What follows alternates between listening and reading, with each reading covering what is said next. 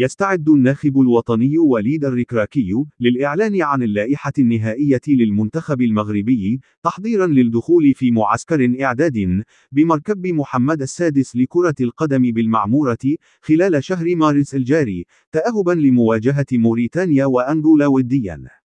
ولعل أبرز اسم ينتظره المتتبع المغربي هو إبراهيم دياز، لاعب ريال مدريد الإسباني، المتواجد في اللائحة الأولية، حيث ينتظر أن يكون حاضرا رفقة أسود الأطلس في المعسكر المقبل، بعدما أنهى كل الوثائق القانونية والإدارية التي تخول له اللعب مع المغرب، ليتم بذلك إسدال ستار المنتخب الذي سيمثله نجم النادي الملكي مستقبلا. واستدعى وليد الركراكي كذلك لاعب موناكو الفرنسي إلياس بن الصغير لتطعيم التركيبة البشرية للمنتخب المغربي، بعدما أنهى هو الآخر كافة الإجراءات التي تتيح له تمثيل المغرب من الناحية القانونية والإدارية، علما أن اللاعب يبلغ 19 عاما، ما يعني أن الناخب الوطني يعمل على تكوين منتخب شاب ينافس على الألقاب بعد نكسة كان كوت ديفوار الأخيرة.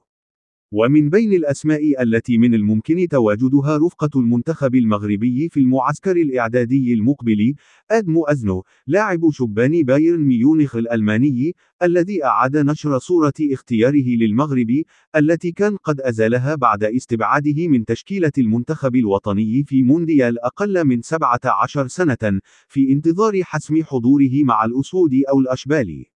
ويتواجد سفيان رحيمي، لاعب العين الإماراتي، مجددا في اللائحة الأولية للمنتخب الوطني المغربي، علما أن اللاعب من الممكن أن يتواجد هو الآخر في القائمة النهائية لأسود الأطلس، بعد مواصلته التهديف رفقة ناديه وثبات أدائه كذلك، ناهيك عن الغياب المحتمل لكل من حكيم زياش وسفيان بيفال بسبب عدم الجاهزية.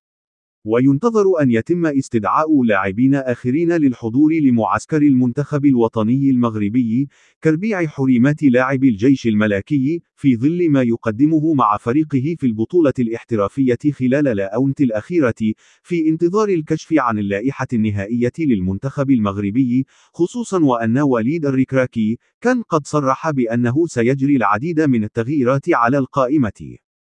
وسيواجه المنتخب الوطني المغربي نظيره الأنغولي يوم الجمعة 22 من مارس 2024 بالملعب الكبير بأكادير، على أن يقابل في مباراة ثانية المنتخب الموريتاني بنفس الملعب يوم الثلاثاء 26 من الشهر ذاته، علما أن هذا الظهور سيكون هو الأول لأسود الأطلس بعد الإقصاء المبكر من نهائيات كأس الأمم الإفريقية كوت ديفوار.